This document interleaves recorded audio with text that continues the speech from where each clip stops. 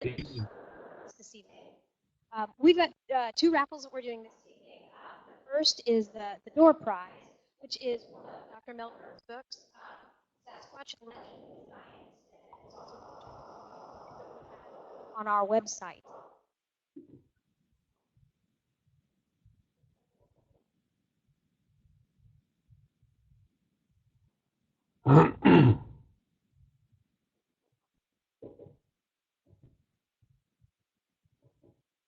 Okay, the winning ticket ends in 2754.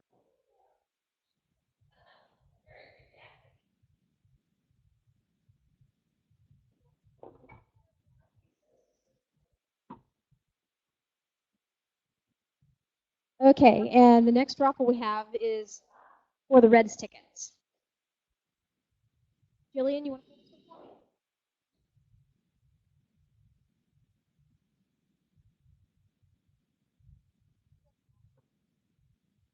Okay, and the winning ticket for the Reds tickets is 428.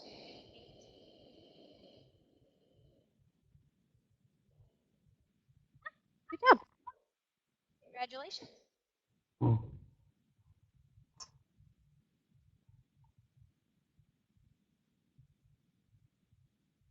Hey, to introduce our Dr. Jeff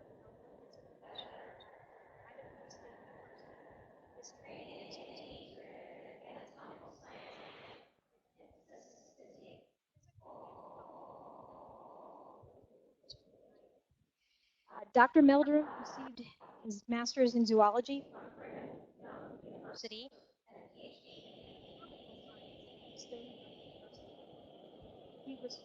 He has worked as an assistant professor at University Center at Northwestern University. His formal study of primates began with doctoral research on terrestrial adaptations in African primates, and has since taken from the dusty skeletal cabinets of a far-flung museum to the remote badlands of Colombia and Argentina in search of fossils of New World primates. More recently, attention has returned to the emergence of modern human bipedal. Evaluating fossil pedal remains and the footprints left in ancient structures.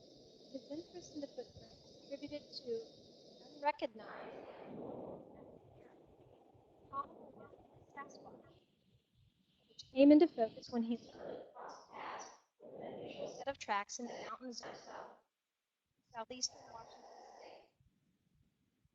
He has conducted collaborative laboratory research and field work throughout the Pacific Northwest and Intermountain West, as well as in Canada, China, and Russia. And he has spoken on his findings in numerous interviews, including Radio West, television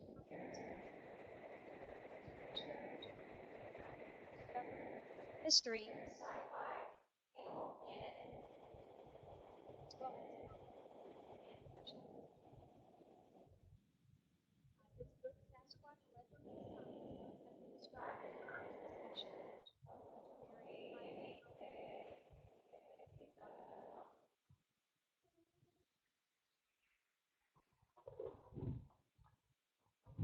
So I couldn't hear, but a portion of that. So I'm taking it that's my cue to begin. It's a pleasure to be with you tonight. This is a different sort of medium, although one I'm sure that we'll be using more and more in the future. It's unfortunate that I can't see your faces and gauge your reaction to the things that I'm saying, but I assume we'll have a little time to interact more during the Q&A session. I diverged a little bit from the title that I had provided initially, in that this year is the 50th anniversary of the Patterson-Gimlin film, a film that all too often is just offhandedly dismissed as nothing more than a man in a fursuit. And given, as I anticipate, increasing media attention to accompany that anniversary year, this anniversary year, I wanted to concentrate my remarks in speaking engagements such as this to the film, to some of the science that surrounds the film and share some of the very substantive and what I think are very insightful aspects of the film that have actually anticipated, in many ways, things that we've come to understand in the anthropological science only decades after the fact. So I'm sure your very presence here suggests that most of you are familiar with the circumstances surrounding the Patterson-Gimlin film. This is obviously that film clip that you so often see associated with just about any discussion of this topic. It occurred in October of 1967. Roger Patterson and Bob Gimlin, both residents of Yakima, Washington, were down in Northern California following up on reports of very fresh footprints. They were there actually several weeks after the fact, and the prints they had originally gone down to see were pretty much weathered and washed out. But they spent several weeks investigating the area, riding on horseback along the creek bottoms and the roads and so forth. And then on that fateful afternoon, they rounded this crow's nest that you can see off to the side, and suddenly their horses caught wind of this creature standing probably only 40 feet away from them across the creek. It immediately turned and began to walk away. And that piece of footage is quite remarkable. I'm not sure if this is going to play. It might just give me a still image. This was a GIF that showed the image of the creature walking across to give you an impression. You know, one of the things that many people are at a disadvantage because of the poor quality of the broadcast copy that is provided to the various documentaries and network presentations of this subject matter, and it's only appreciated to its full extent with images such as these. I was first introduced to this subject in 1968 when Roger Patterson created a little documentary that showcased this 60 seconds of film footage, and then traveled around displaying it and attempting to raise money so that he could search for the creature full time in the field. So I had the opportunity. This is actually a clipping of the advertisement. At the time, I was only about 11, 12 years old, and the kids at school had been talking about this article that had come out in Reader's Digest, and that this film was going to be shown at the Spokane Coliseum. And so quite excitedly, I ran home from school and opened the paper, and there was the advert, and convinced my dad when he got home from work that we had to go to this. And we did, and I had the chance to meet Roger Patterson, not personally, but I was from the third row there in the audience. He came out on stage and introduced his documentary, and then fielded questions and provided answers during the short session afterward. And he distributed some materials that promoted his new organization, the Northwest Research Association, and his book that could be ordered. And membership in the association brought with it some perks, which included a 5x7 color print, as seen here, as well as an 11x14 black and white print. There were also a couple of footprint casts. A replica of the cast that was made at the film site was also available for purchase. And it's quite interesting, you know, because in all the years that I've been doing this and mentioning this experience, I have not yet met one other person who had received those prints from the film. So maybe I was the only member of the Northwest Research Association, I'm not sure. But I did get a copy of his book too, and devoured that as a youngster, was fascinated with all the newspaper clippings that he assembled into that book. It was quite fascinating. Since then, I've also had the opportunity to get acquainted with Bob Gimlin, his companion. Roger has since passed away, the victim of cancer, but Bob still is alive and is still with us, although he gives us a few scares when he gets bucked off his horse once in a while. But he is just the most down-to-earth, nicest guy. You can't spend 5 minutes with Bob and not appreciate that he is the salt of the earth and a very straight shooter. And to hear him recount his experience firsthand is quite enlightening and impressive. It's one thing to, from a very detached position, just offhandedly dismiss these things as a bunch of shenanigans and hoaxing. But it's another thing when you get to know the people involved and you hear their retelling of the experience and see the impact that it's had on him. So as I mentioned, this there's a scan of that excellent 5x7 print that was made obviously directly from the film. It's always frustrating when you hear even academics. I've had other colleagues, Dr. David Daglin, for example, who's taken a very critical and skeptical point of view vis-a-vis this film footage. Quip that it's so blurry, it's so shaky that nothing really informative can be derived from it. You can't even see facial expression, he says, or facial features, that is. Well, I beg to differ. You only have to look at this print here and realize that Roger was using the best film available with a camera that was had a lens that was set on in infinite focus. I mean, it had a very appropriate depth of field for those circumstances, and the image holds up under extraordinary enlargement. I mean, of course, there is a limit to what the grain of the film will record, and it will start to break down at some point as the details. But I mean, this is quite a stunning, and we'll look at some of the details in further in here in just a little bit. But I always wondered if this print had been made with such good quality, why hadn't there been more? There were some Cibachromes that were made, some projection exposure transparencies of a larger format. But why weren't there some other prints? Well, in fact, it turns out there probably were, but they languished in a locked safe for many years until that safe was eventually reopened, broken into. Someone had forgotten the combination, apparently.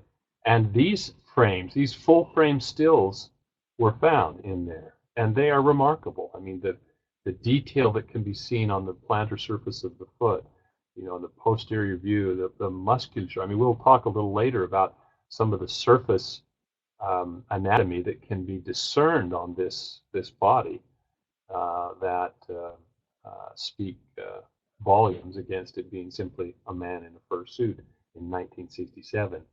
But here are some additional frames that you can see as it was quickly retreating away from Roger.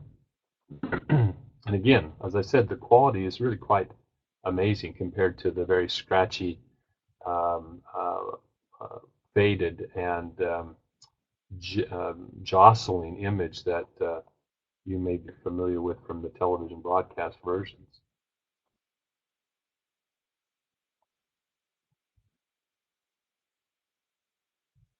Oops, getting ahead of myself there a little bit.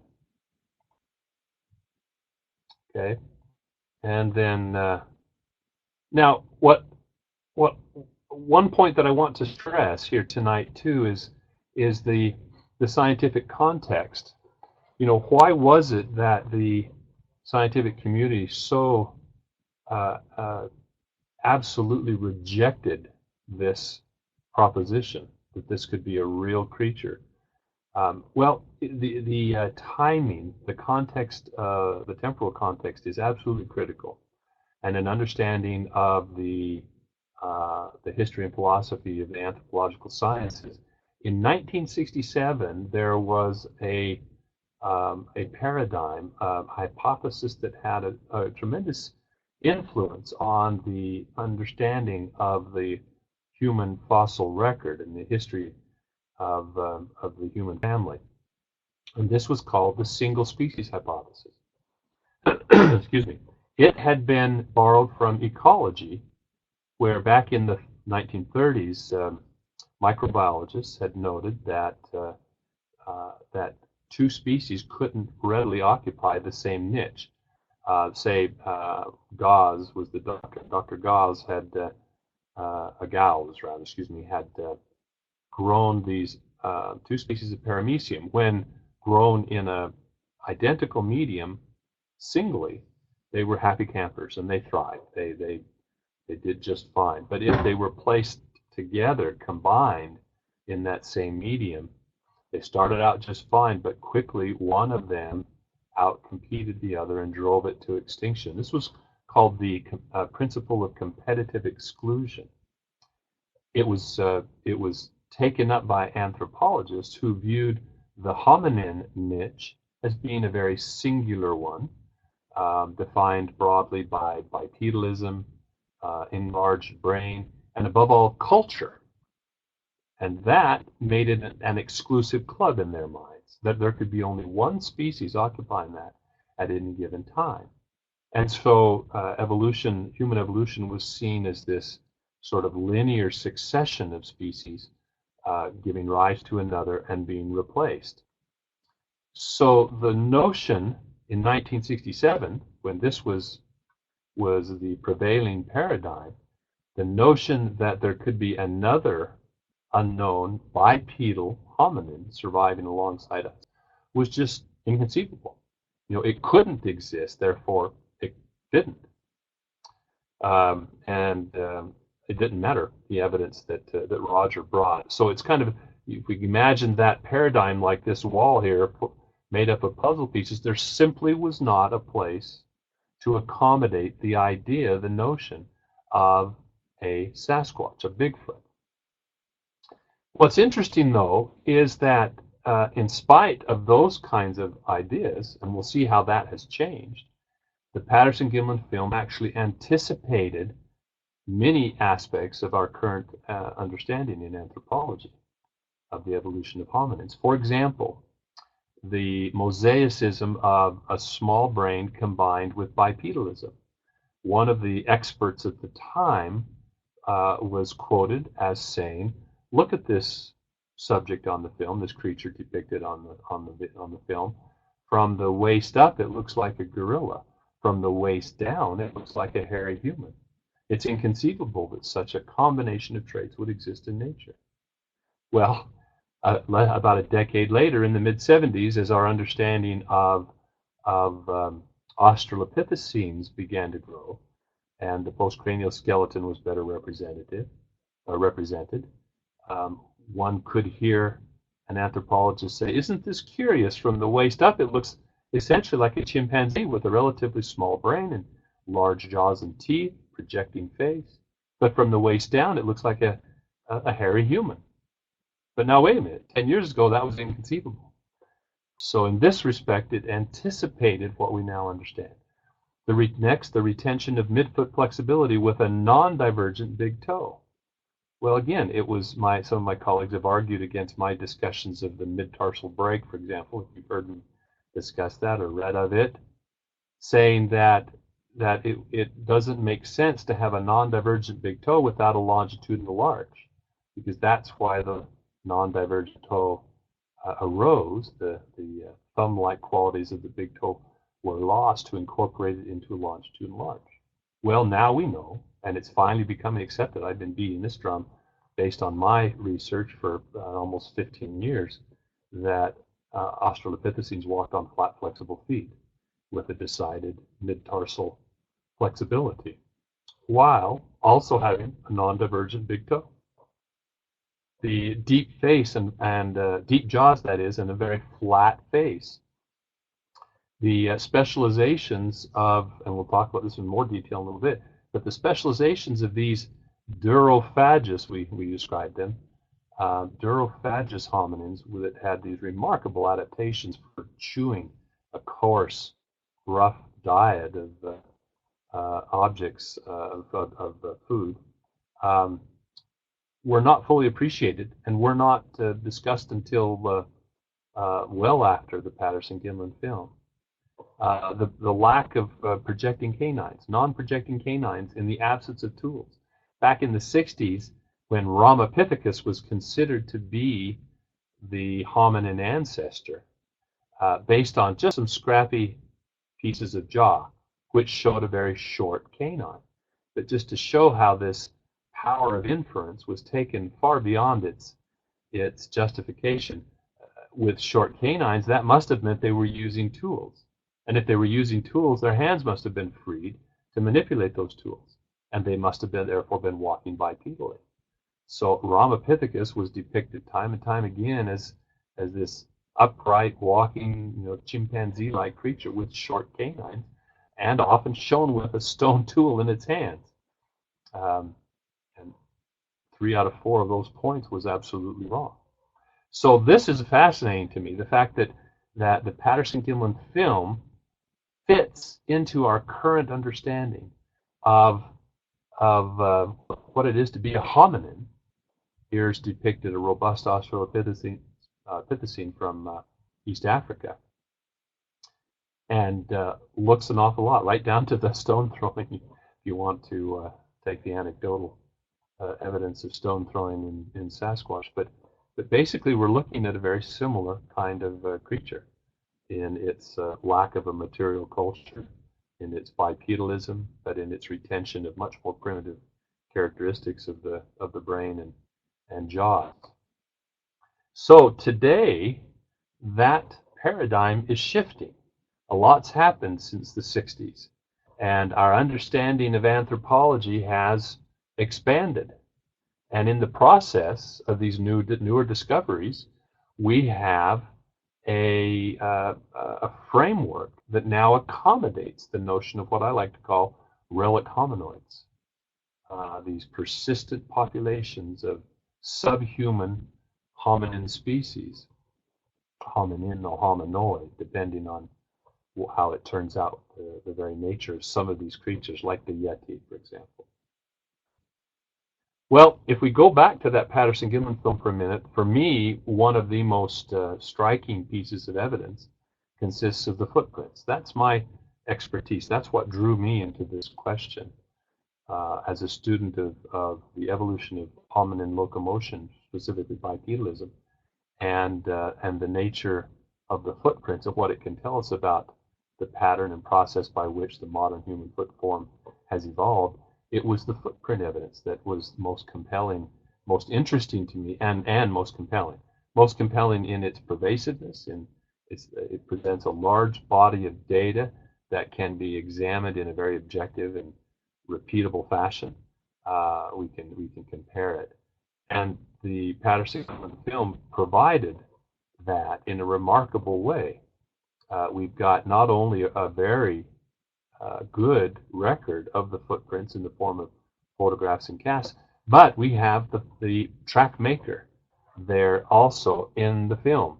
Now, at one time there was some controversy over the assumption that the film subject actually was responsible for the tracks that were examined thereafter. In my mind, that's old news. That's baseless. There's no question. If you look at this view of the plantar surface and compare it to one of the casts made by Roger, very, very pristine footprint and cast by him. The topography is undeniably representative of whatever it is in that film. So the footprints are quite important. So important, in fact, that I even made the some thought rather bold jump or leap of naming the tracks, of assigning to them an ichnotaxon. Now, ichnotaxonomy is a Linnaean system of nomenclature, of systematics, designed to trace fossils, footprints of usually extinct forms for whom fossils of the track maker are not yet known. It provides the opportunity to systematize this data, which turns out to be very, very informative, very interesting, providing insights into not only the morphology, but in many instances the behavior of the extinct animals. In the case of Sasquatch, I floated this idea to my colleagues, and and received some encouragement from them to do this. An exception was made in that Sasquatch is not extinct, but the fact that it is unrecognized. So the track maker is not known. I based the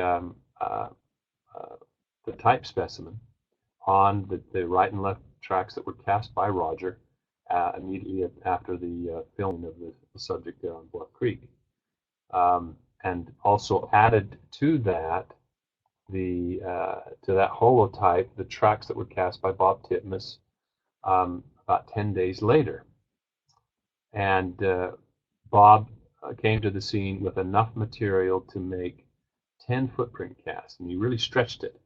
If you ever have a chance to see the originals, in some cases he just made a splatter coat and backed it with toilet paper, and so it's eggshell thin, but to his credit, he was able to document 10 footprints in succession regardless of their quality. Now, it had rained a bit in the intervening days, and some of there obviously is some disruption and rain damage and stippling and so forth you can see.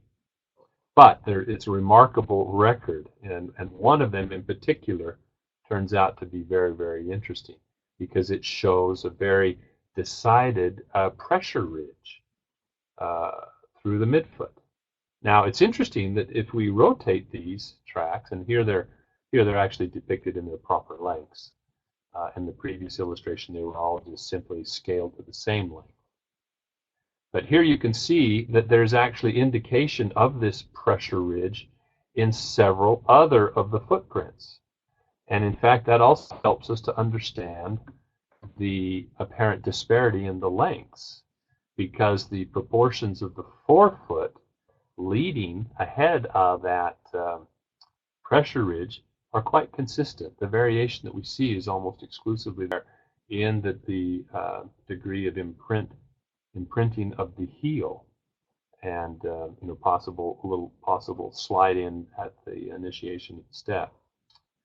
But there are this is not just a singular event. There is repeated appearance of a pressure ridge behind the forefoot in numerous of the footprints. Some of them, however, are very flat, as to be expected in a foot that does not support a longitudinal arch. So that one track of Bob Titmus sort of was the key to my insight into what is known as the mid-tarsal break. Now, I've had the word break in snigger quotes there because it often conveys an erroneous impression in the listener of some sort of injury or pathology of the foot. It's not. In this case, break simply means to flex. So it's a mid-tarsal flexion. We talk about a flat, flexible foot. One of the hallmarks of the human foot is this longitudinal arch. And when the heel rises, the entire foot, due to that stiff arch, acts as a lever. And this provides for economy of movement, and combined with a shortened heel, drives this remarkable elastic storage mechanism that we have in the form of the calcaneal tendon. The Sasquatch retains a much more primitive impression, primitive features, and that it has a much greater degree of flexibility through the midfoot, similar to what is found in some great apes. With that midfoot flexibility then, combined with increased size, the length of the heel is greatly enlarged. And so we get a very thick-looking ankle. But when the heel comes up, the foot flexes through that mid-tarsal break, and pressure is transmitted through the forefoot. Under the appropriate conditions, substrate and impulse of the forward walking, it may throw up a pressure ridge, as indicated by that arrow. Now, unfortunately, my embedded GIFs are not playing, it looks like in this display, but this was a short little clip that you can actually see this take place. Now, thankfully, I've got the stills here. Let's go right to that. So, in other words, as this individual walks, first the heel starts to come up. We see it right here at this point. That heel segment is vertical. It's virtually pointing straight up in the air. If this subject was walking with a stiff arched foot, or a man in a costume with a stiff prosthetic, like a carved wooden foot, they would both be sticking down into the ground about 6 to 8 inches. But they're not. The foot is sharply flexed. We can't quite see the forefoot for the topography and the impression of the foot in the soil, but we see it then push off and roll forward as weight is taken up by the lead foot. So I'm quite confident in the interpretation of that feature because I can see the very kinematic, the dynamic movement that explains it occur in the film subject as it's walking forward. All right. So now the placement is also very illuminating about and confirms my previous reconstruction of the proportions of the foot skeleton. As I said, Roger made a right and a left, and these were remarkably clear casts because of the nature of the substrate, which wasn't a granite-based sand that often is very granular and more spherical in the grain shape, so that it rolls, and it even as it dries, it will lose its shape very quickly. Instead, the sand on the Bluff Creek sandbar is a highly eroded shale that is very angular in the grains, and so once impressed, they hold their shape quite well. So Roger's cast is just really remarkable. I mean, it's almost like a mold of the foot. But he looked for the clearest, cleanest, flattest examples he could find to cast as the right and left. So we can see the outline. We can see the bulge right here that corresponds to the tuberosity of the navicular, for example. We can see the slight indentation, just ever so slight there, but easier to discern on the the three-dimensional cast, that marks a flexion crease, that marks the position of the joints between the metatarsals and the phalanges, the knuckles of the foot, if you will. So after having created this, based solely on this cast, when superimposed on the Titmus cast after the fact, lo and behold, the pressure ridge falls right where one would expect if it were indeed caused by the flexion at the transverse tarsal joint between the talonavicular joint and the calcaneocuboid joint. So it's quite remarkable, quite remarkable. Well, another aspect of the film that I wanted to share with you today, too, was this interesting project that I was asked to head up by a documentary production company. They wanted to incorporate some modern technologies in their depiction of the evidence of Sasquatch, and so for some reason they were interested in 3D printers, and so they asked me, what can we do with a 3D printer? And I said, well, you could print a facsimile of a footprint cast, but that's not very intriguing. I said what might be interesting is more a skull, but Dr. Krantz's reconstruction of the Gigantopithecus skull can be readily had from bone clones. But there was actually an individual who had scoured through the literature and had found a publication describing some Gigantopithecus teeth that were 1/3 bigger than the molars in the jaw that Dr. Krantz used in his reconstruction of the Gigantopithecus skull. 1/3 bigger, and then this gentleman, this fellow had on that basis created a skull that was about 1/4 bigger, not quite a full 1/3, because teeth don't necessarily scale isometrically with body mass. There is a regression correlation, but nevertheless, I said you could explore that new skull. They said, well, that sounds interesting, but no, we would like to do an entire skeleton. We want to make it 10 feet tall. And I said, an entire skeleton? I said, that's quite a, what if you just printed out half a skeleton and held it up next to a mirror?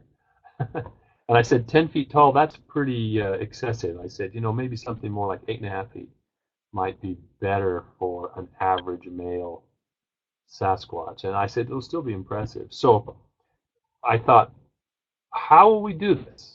To start from scratch would be pretty challenging, and what would be the basis?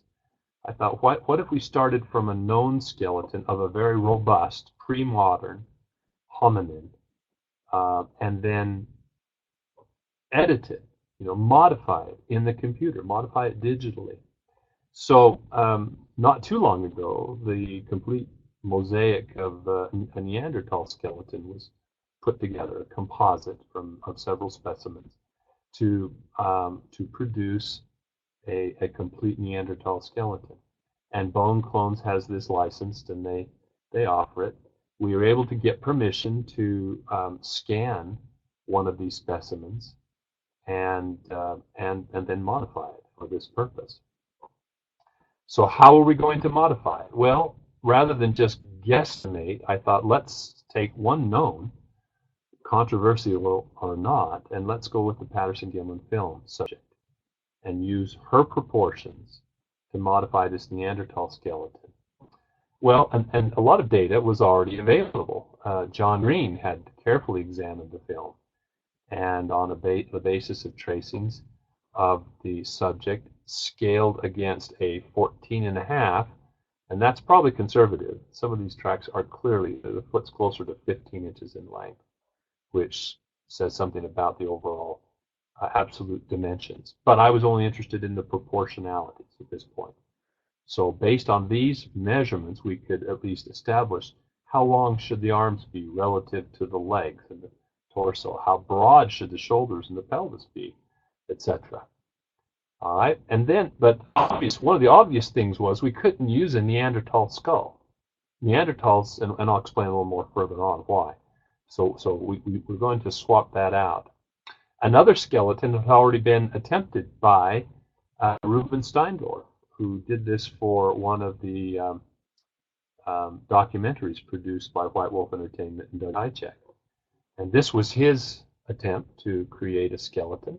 And it had some issues. I mean, the placement of the acetabulas, the hip sockets there is problematic, and so forth, and the placement of the shoulders. And there were some issues, but he had proportions that were remarkably similar to those derived from or by John Green, independently arrived at by Ruben by the examination of all of these individual frames where joint segments or joint centers and segment lengths could be derived. Okay, and then so here are just some of the calculations that were made to figure out how we could change this skeleton into something more like this one, like Ruben Steindorf's. And then the idea was then we would eventually flesh it out, and the documentarians would go to their CGI people and flesh out and show what this creature might look like. Okay, now at one point the technicians had sent me this figure to preview, and I looked at it and immediately said, guys, we said 8.5 feet, not 10 feet, remember? And they said, that is 8.5 feet tall. This is not a human skeleton, but the Neanderthal skeleton, the original scan from which they started, and it only stands under 5.5 feet tall, more like 5'2". And so it was just amazing, though, the massiveness of this creature. Much longer limbs, an intermembral index, the ratio of upper limb length to lower limb length. In other words, the arms of the Sasquatch are 90% of the length of the legs, whereas in the Neanderthals it's about 71% there. Humans a little bit higher, not by much. Both limbs in the Neanderthal are shorter, but their relative proportions are similar to ours. It's just relative to their body, their limbs are much shorter to help conserve heat. Well, they wouldn't let me see much of the process. They wanted my unadulterated reaction on film when I was confronted with the assembled skeleton. And so as I walked in, there was that ooh-ah moment. Unfortunately, that took center stage in much of the more intellectual discussion about what this exercise meant and implied were on the editor's cutting floor, it seemed.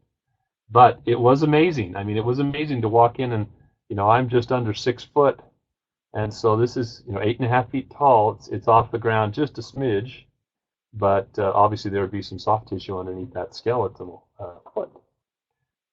And it was amazing. It was really amazing to see. Now, one of the things that was interesting is, why did we choose this particular skeleton as a surrogate, as opposed to the Neanderthal?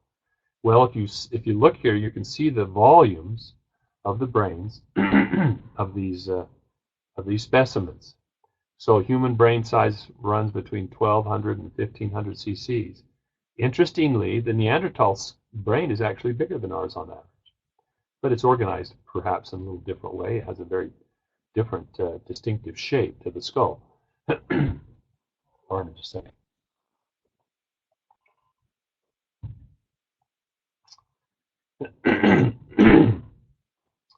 But instead we chose a robust Australopithecine, here again, with a brain not much bigger than a chimpanzee's. In fact, this is a chimpanzee brain compared to a human, which probably measures about 350 to 450 cc's. But there's some real differences in the proportions of the face, and I like this model, this comparative analogy, for this reason. If you put this robust Australopithecine, or sometimes called Paranthropus boisei specifically, a hyper-robust form from East Africa, scale it up a little bit, because this was a smaller creature that was only about 5.5 feet tall. But scale it up so it's the same absolute height as the Patterson-Gimlin film subject. I'm struck by the remarkable parallel in facial and cranial proportions. When you look at the distinctive landmarks, the mentum here, the occlusal plane, over here the gonial angle of the jaw, which you can see really clearly there, the zygomatic bone, the cheekbone here, the opening of the nose, the piriform aperture, the margins of the orbit, the brow ridge, and the peak of the head here, obviously allowing for some hair, because there clearly was hair raising and falling as it walked. This is remarkable. Point for point, in proportion of face to neurocranium, the Patterson-Gimlin film subject looks like an early hominin. Not some human, not some hairy wild people, but rather, as also is suggested by their total lack, or nearly total lack of material culture, they have a very small brain relative to body mass. Now, one of the things that this model then, when you sit that skull on the cervical spine, the neck spine, something really interesting shows up. Now, some of you may be aware that a lot of eyewitnesses remark about the lack of a neck in the Sasquatch, as if the head rests squarely on the shoulders. Well, obviously, a Sasquatch has a neck. All primates have 7 cervical vertebrae, and there's no getting around that. But when you look at these skeletons side by side, it suddenly becomes all too obvious why people make that remark.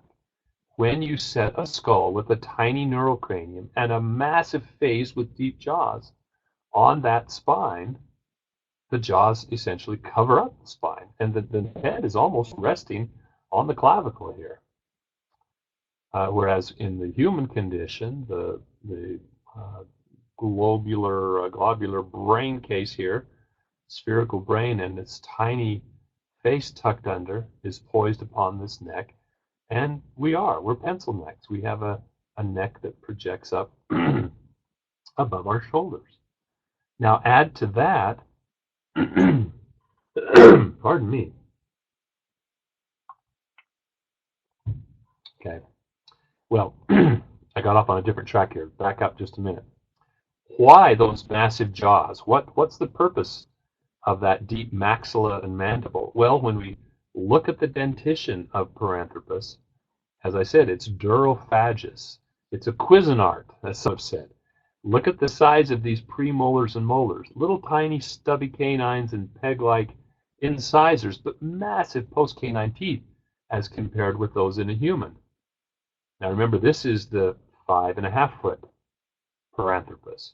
What if we scaled this jaw up to the size of a Sasquatch? Then it really becomes interesting. Here, this little orange dot here is the molar from the previous slide over the molar of the Paranthropus, or perhaps our surrogate Sasquatch. Now, it becomes even more impressive if we represent the occlusal area of those post-canine teeth. So these two blue bars represent roughly, very roughly, the premolars and molars compared to those of the human. I mean, clearly, this is a different way of life, a different dietary adaptation that, an individual that literally chews its way through the landscape, so to speak, without the benefit of cooking, fire, and so forth. Now, what would have been the inspiration for a giant hairy ape in 1967, prior to much knowledge of these hominins, especially these flat-faced Cuisinart species? Well, it would have been King Kong, right? King Kong based on a gorilla with a projecting face with prominent canine teeth. I mean, every monster worth of salt has, fangs, right?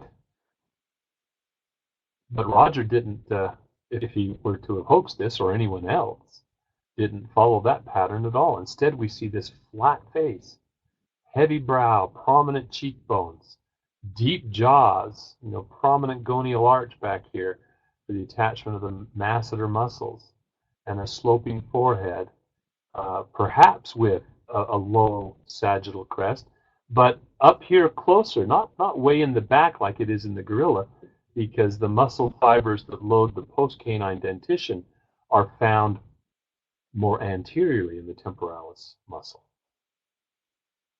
Okay. Now, and here we can see that adaptation in the Paranthropus, here, Paranthropus boisei. You can see here's a chimp, an earlier hominin. This is Lucy, Australopithecus afarensis. And then these robust forms. Look at the massiveness of the muscles there. The forward jutting cheekbones, the thick anterior parts of the temporalis muscle, as compared to those muscles found in their very diminutive form in the modern human skull. And you can see there the flat face. The flat face, a biomechanical response to this kind of loading of the post-canine dentition. Now, what's interesting is we've relied heavily here on this robust Australopithecine, and yet, although first discovered in 1959, the first publicized description, that is, in the scientific literature, by Tobias, occurred in 1967, the year of the Patterson-Gimlin film. But the first mechanical analysis of this unusual morphology, this monograph, The Australopithecine Face by Yoel Rack, was published in the 1980s, almost a decade and a half after the Patterson-Gimlin film. So again, the film anticipating our current understanding. Well, there's some other things that go into this apparent lack of a neck, that is. In a bipedal species, the foramen magnum, that opening that allows the exit of the spinal cord, is further forward, is tucked under the skull rather than back behind as in the chimpanzee. And that's an adaptation for bipedalism. You can see this sort of intermediate position, partly by default of the way in which this is measured, as the distance from the posterior tangent of the skull to the center of the foramen magnum. Humans have a greatly enlarged brain, and so it gives the impression of this foramen magnum being tucked even further forward. Sasquatch would probably fit in here, or let's see, yeah, right in about here, if we use the Paranthropus model. Okay, and then add to that the different proportions of the cranium and posture, with the foramen magnum further under the skull and the enlargement of the brain case relative to the reduction of the facial skeleton means that the skull balances on the neck much better and requires less muscle effort to support the head over the spine. In fact, it's so well balanced. I tease some of my students who are able to, hopefully no one in the audience there is demonstrating this ability, to balance your skull while you nod off and sit there quite poised with very little effort. In the gorilla example here, you can see the expansion of this posterior part of the cranium as a point of attachment for the neck muscles. The green marks the area of attachment of the trapezius muscle, necessary to balance this very large face jutting out here in front. Okay, well, if Sasquatch compares to this Paranthropus skull, then the position of the attachment of the trapezius is somewhat intermediate between a gorilla and a human. And given the size of the head and the remarkable breadth of those shoulders, here we outlined the trapezius muscle, you can see further why, at least from a posterior view, the head would appear to be sitting on the shoulders in the absence of a neck. Now again, you're not going to get the full benefit of this because it's not playing, unfortunately, but here you can see, look at this massive trapezius and the depth of that muscle running down the back here. It's quite stunning. It really is amazing. You compare it to that condition of a human. Most costumes don't take this into account unless, for example, there's an impression given by this very a mane of head hair. Okay, well, unfortunately, it looks like my computer's having issues now. I don't know why.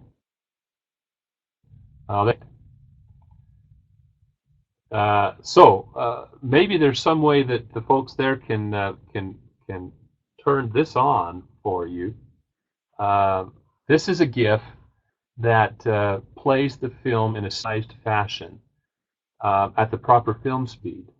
It was accomplished by using modern technologies to reevaluate the film. It's interesting as it seems on almost in a perennial fashion. The critics level, or a cyclic fashion, critics level criticisms and skeptical evaluations of the film, which prompts then investigators to look at it afresh, and sometimes with the benefit of newer technologies. And this is one instance where a researcher was commissioned by John Green, Rick Knoll in fact, to digitize a very clean copy of the film. He did that, photographing it digitally through a microscope. And once digitized, then it was possible to examine the film in an interesting way. We know that the camera used by Roger had a less expensive lens on it, one that wasn't corrected for chromatic aberration, which means that as light would come through the lens, it's refracted differentially. Some wavelengths, some colors, would fall on the film platen in sharp focus. Others would be slightly out of focus, falling just a little ahead or a little behind the focal plane. It became evident that the red channel was the sharpest. The yellow and blue could be subtracted away, losing some color information, but the clarity of the image would be greatly enhanced because of the removal of that sort of bluish, or not blue, but blurry haze. All right, and so when that was done and rendered here in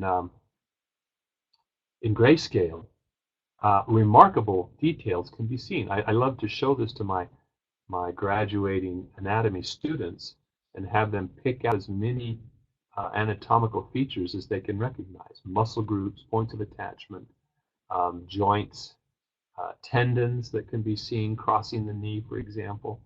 And it's quite fascinating. It's mesmerizing to see this play as a loop. But I'll have to leave you with that and close just by suggesting this isn't the end. I think it's just the beginning as we learn more and more about the nature of the subject on the film, as we learn more and more about uh, orthodox anthropology. We find that this film subject, that Patty fits into this shifting paradigm with remarkable ease. And I sense that shift taking place in my own discipline as colleagues are more and more interested and um, more sympathetic to the hypothesis that there could be forms of relic hominoids persisting on the planet to this day. So thank you very much.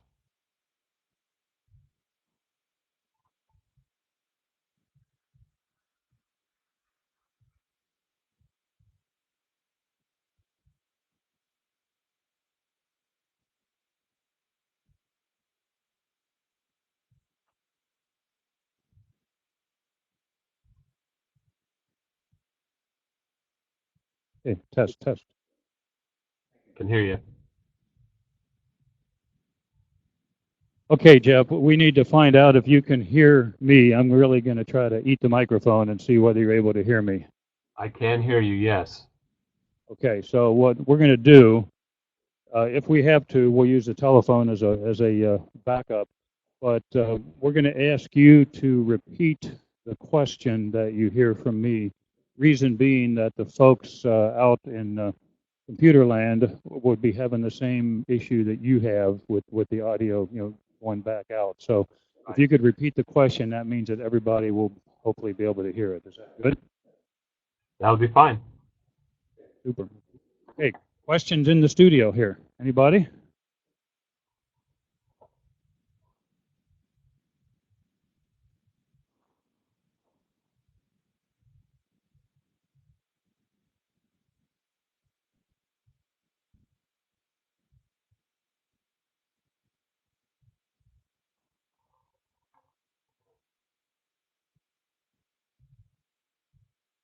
Okay, this question is regarding lab testing, DNA testing. The question is when that type of lab testing is done with Sasquatch, is there any parallel testing for prehistoric humans? Right. Well, unfortunately, we haven't. You can repeat the question, Jeff, just to make sure everybody can hear it. So the question was regarding the testing of DNA, alleged DNA samples, and has there been any comparison to prehistoric humans? And we have a limited sample of prehistoric humans. Neanderthals, at least 3 specimens of Neanderthal have been sampled and essentially their entire genome sequenced.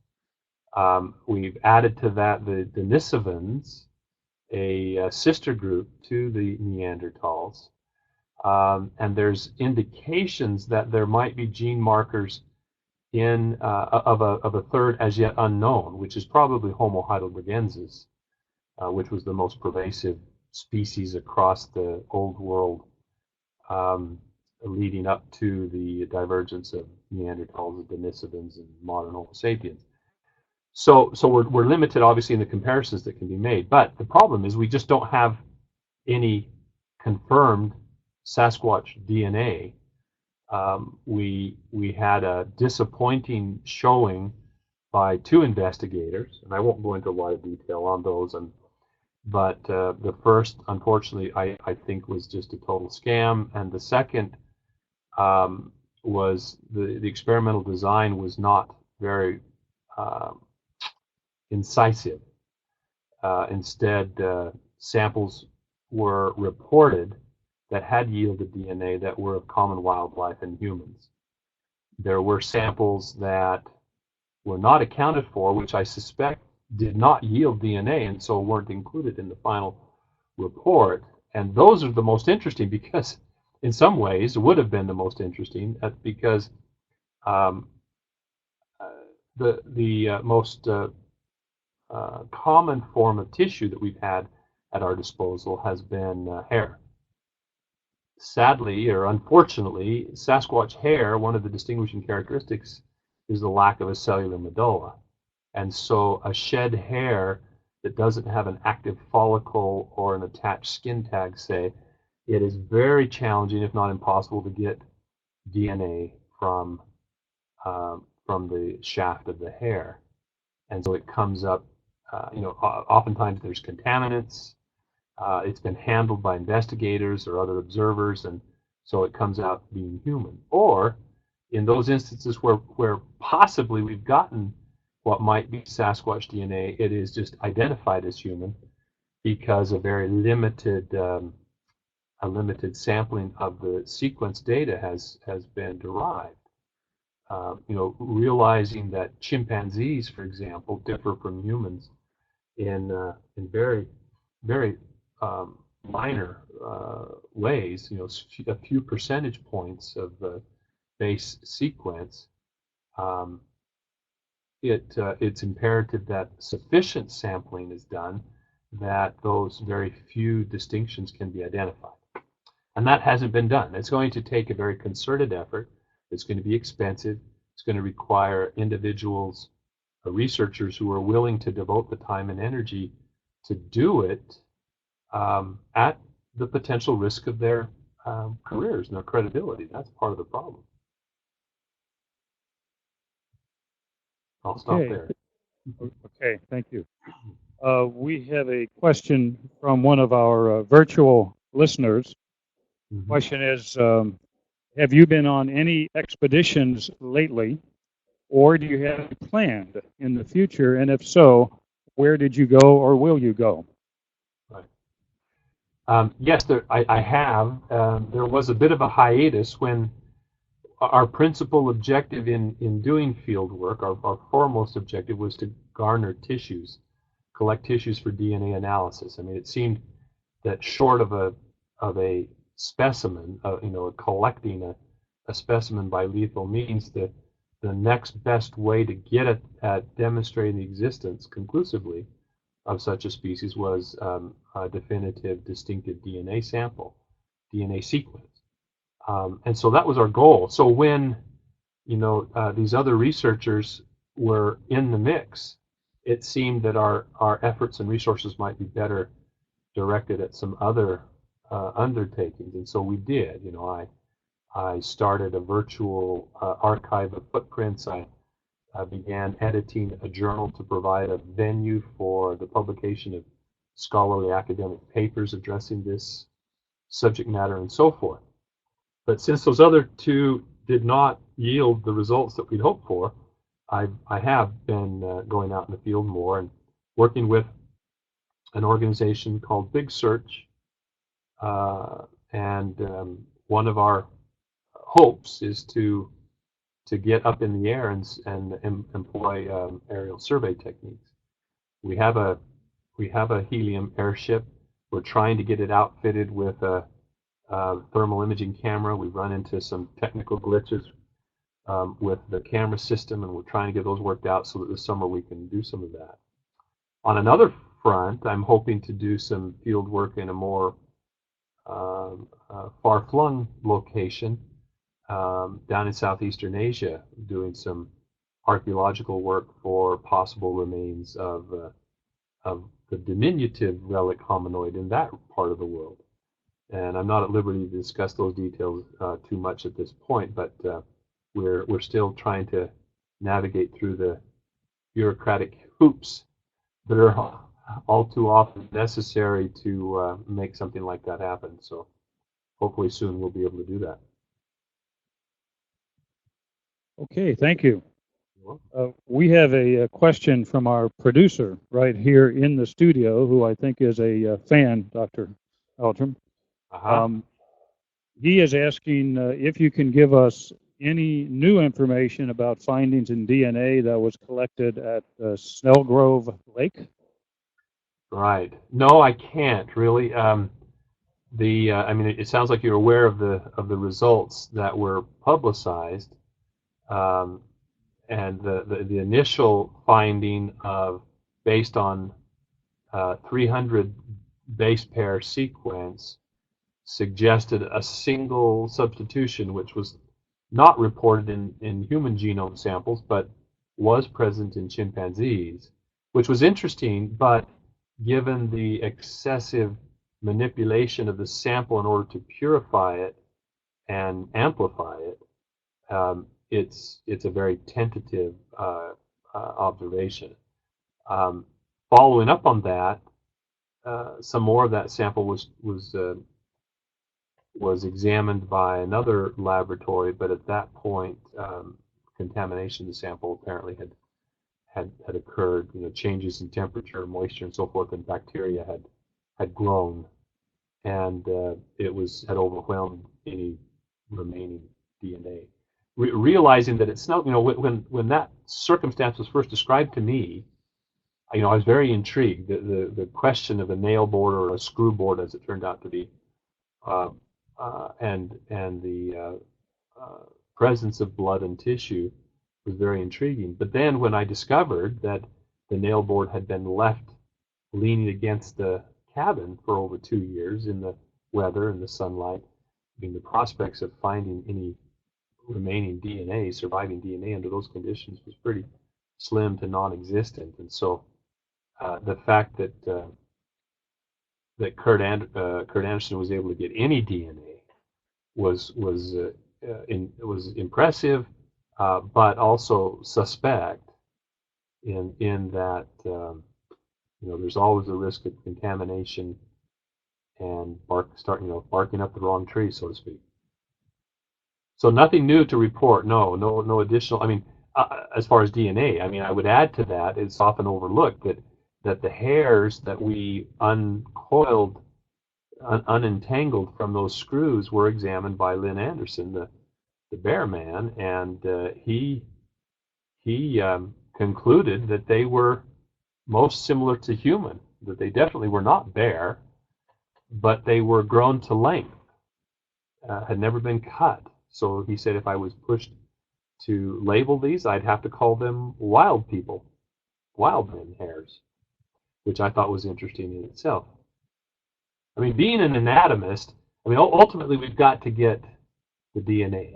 That's what's going to tip the scale. But being an anatomist, the fact that we have hair that cannot be readily attributed to any common forms of wildlife, that is clearly primate hair, that bears remarkable resemblances in many ways to some human types of hair, but yet it is distinctive in this consistent lack of a cellular medulla, in these very distinctive pigment granules and lozenges that it's grown to length and has a blunt wear to the tip. That's impressive.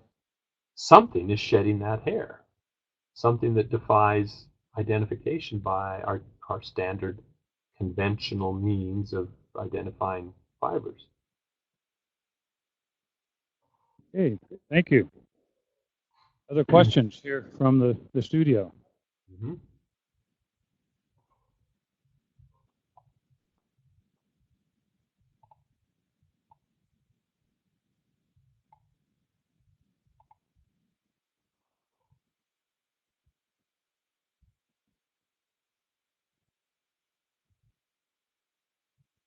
Okay, the question is, it's been about 50 years since the Patterson film. Obviously, we've had a tremendous improvement in technology, more and more video surveillance, including drones, perhaps, in remote areas.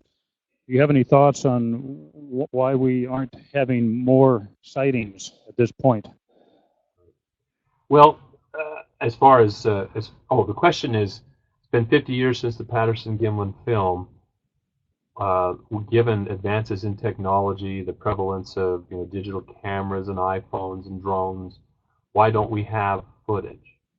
Well, and I think it's there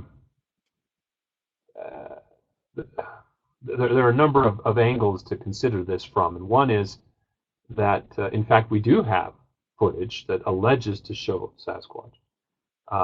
There was actually a Facebook site called Facebook Find Bigfoot that was run that solicited the submission of such snippets of video imagery and from these various media, and then over time had developed sort of a set of criteria by which the hosts evaluated these and ranked them.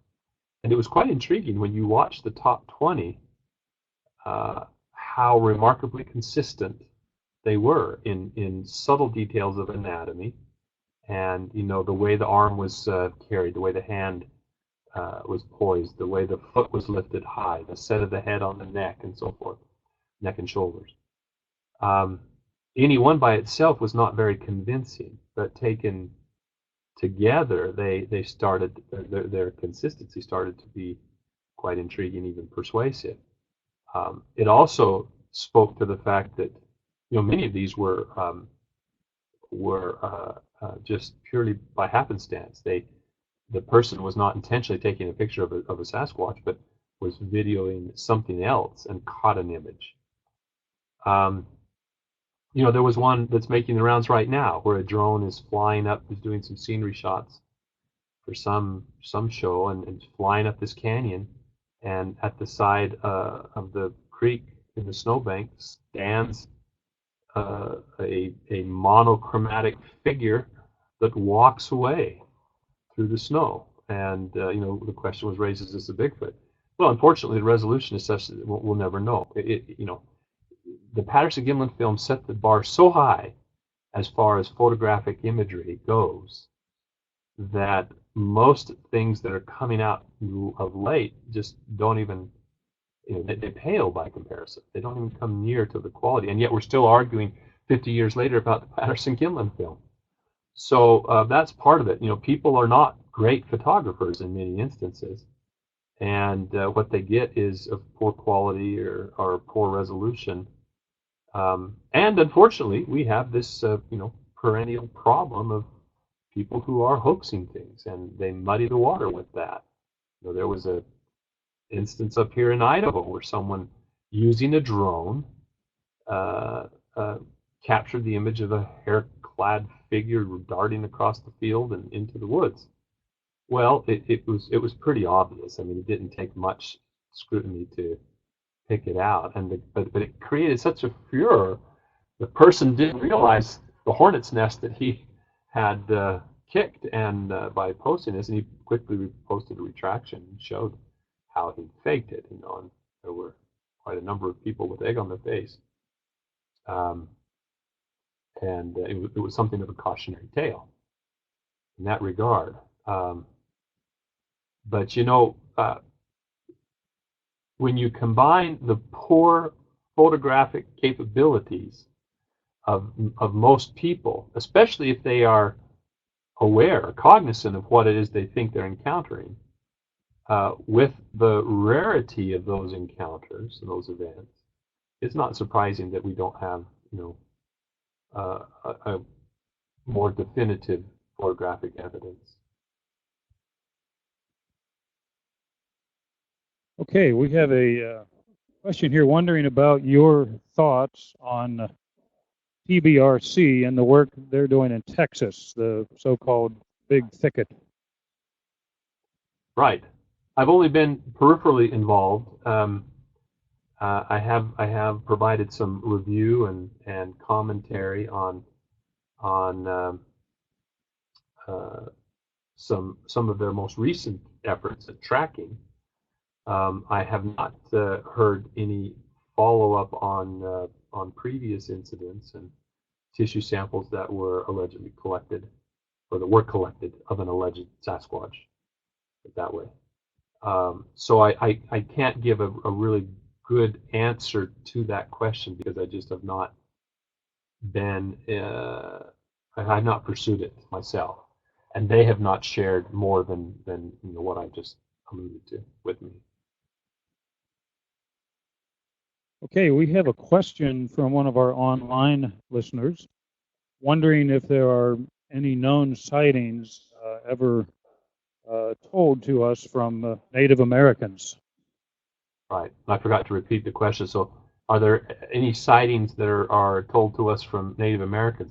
I was just on the phone this afternoon with a gentleman, Native American from New Mexico, and he was describing his own investigations and plans to share with me a video clip that purports to depict a very young Sasquatch, which I'm very interested, based on his description, to have a look at. He also notes footprint finds and so forth. Yes, we've worked very closely with.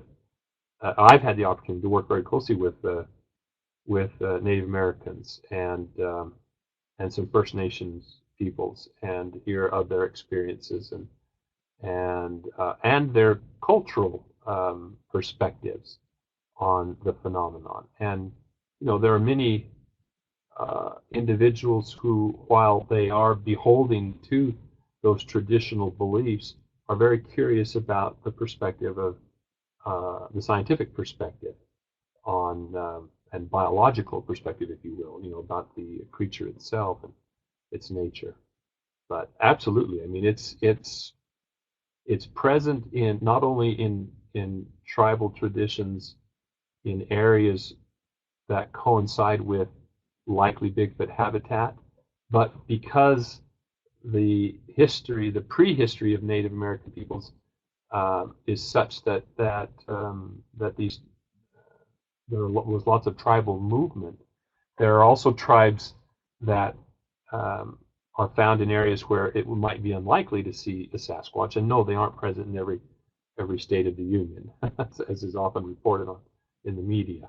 I mean, there's a very ecological basis for the credible distributions. And those tribes that now occupy areas that are outside of those likely habitats often have more embellished traditional perspectives that clearly have been passed down orally through their traditions, but don't have that contemporary reinforcement through recent encounters that I see, for example, here on the Fort Hall Reservation with the Shoshone-Bannock tribes. Do we have any more questions from in the studio here?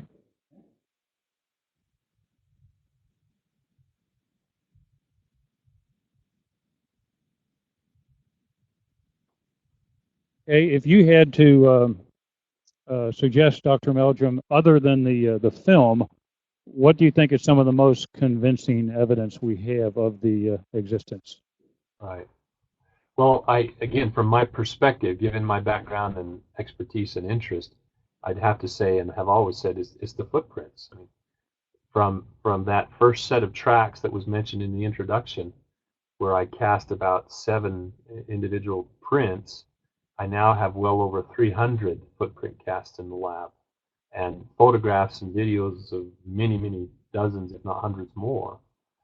And while there are certainly things that we can readily discount, either because of their ambiguity, vagueness, or misidentification, the lion's share of what remains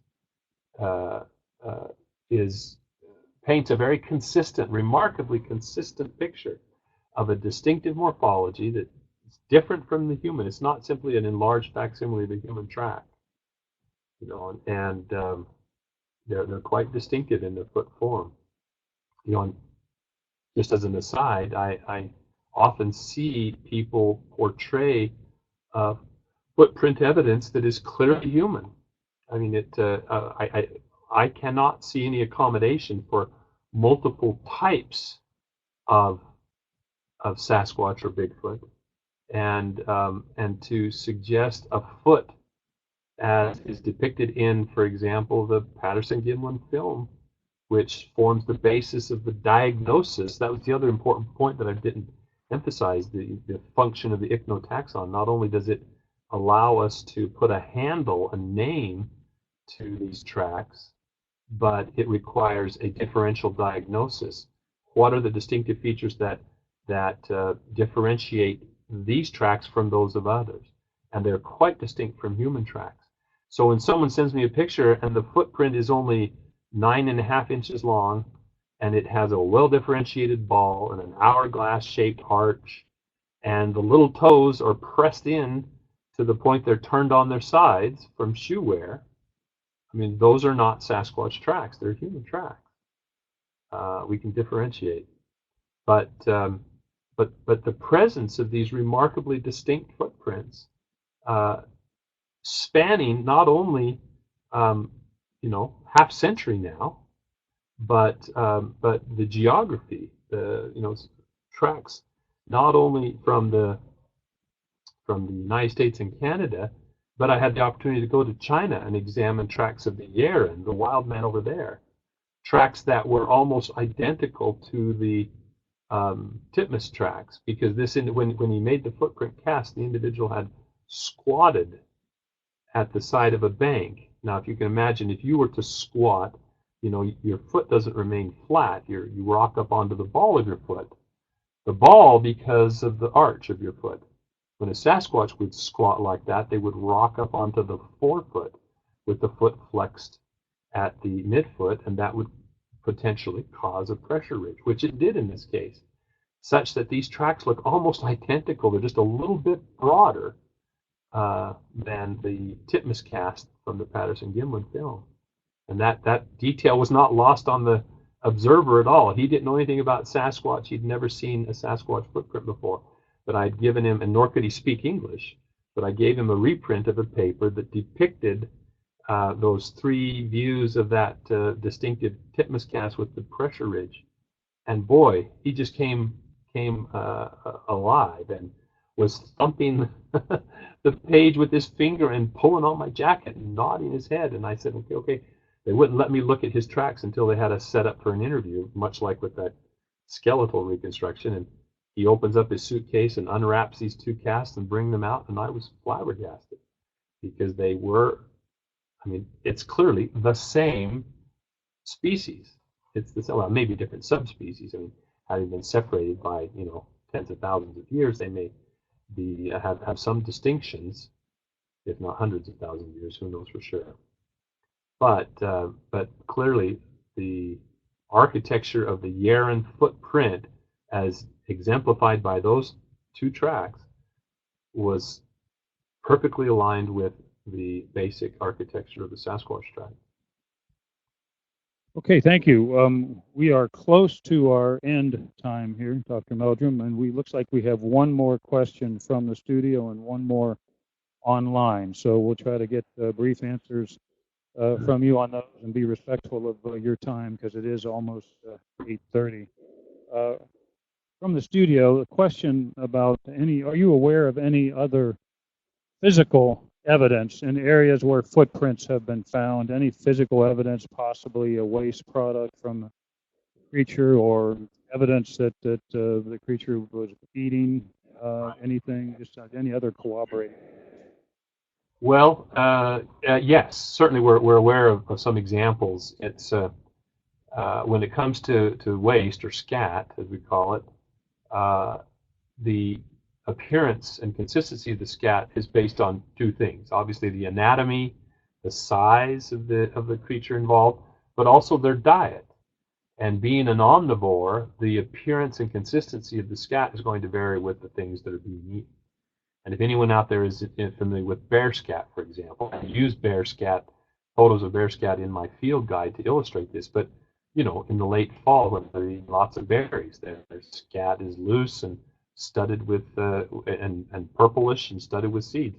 When they're just out of hibernation, they rely a lot on grazing and grass and corms they're digging up. It looks like manure. It looks like horse manure.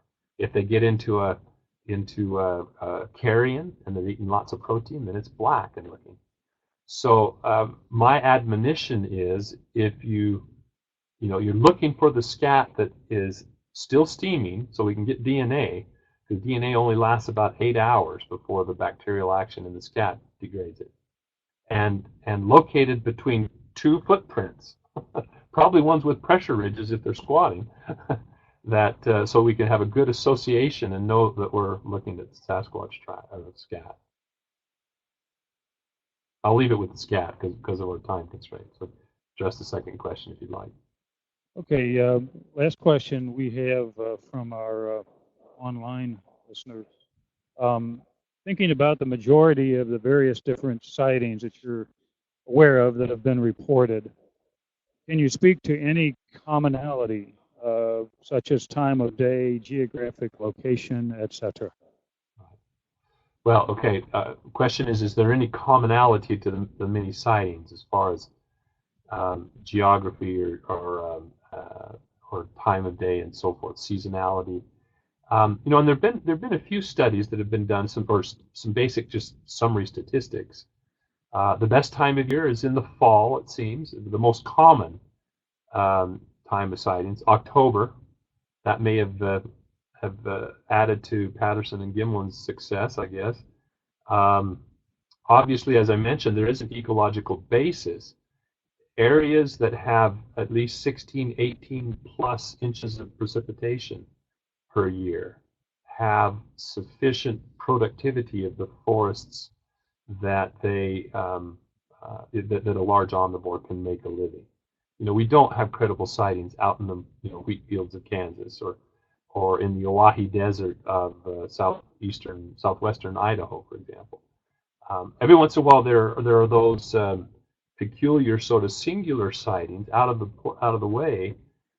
Grover had suggested those might be the result of what he called rogue males, young males who have been forced out of their natal territories by a dominant male and have to strike out to find their own territory, or maybe marginalized, may have to cross secondary or less desirable habitats in order to get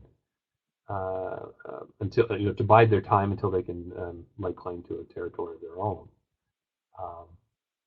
But they say that the most common places you're most likely to see a Sasquatch on a road or along a body of water, a stream or lake or river. And so,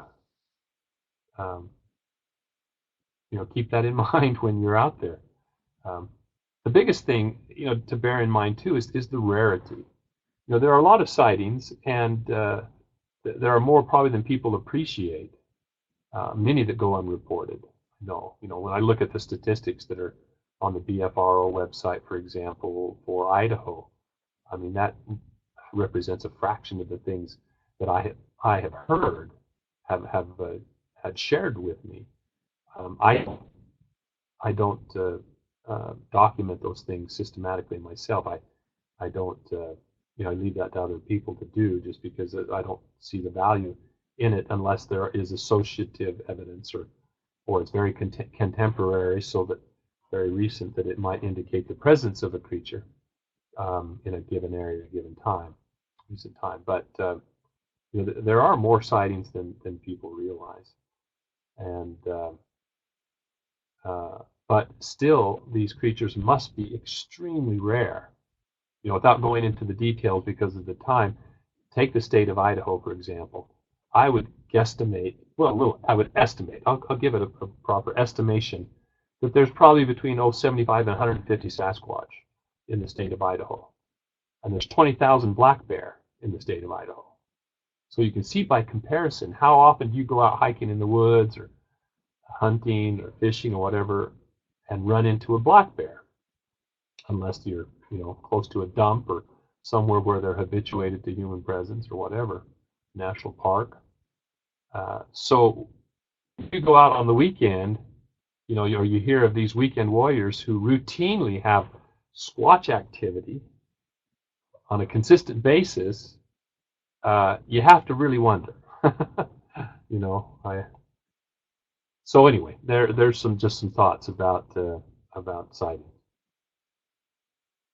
Okay, thank you. Dr. Meldrum, we want to take a moment to say thank you. Thank you. It's been a pleasure. I wish I could see your faces and interact with you more directly. I've thoroughly enjoyed myself. It's always a pleasure to discuss these things with interested people, and I hope provided a little food for thought for you. Well, we appreciate your time and obviously your considerable experience and knowledge, and it truly is a fascinating presentation. Thank you again. We also want to say thank you to all of you in the studio and those who have joined us online tonight. And we invite you to keep an eye on the schedule. We've got some very fascinating sessions yet to come. Nita, anything else that you want to add?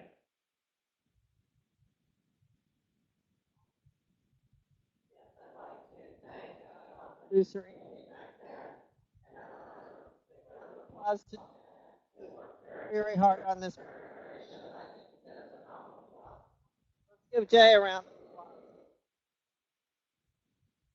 That's it. Thank you very much.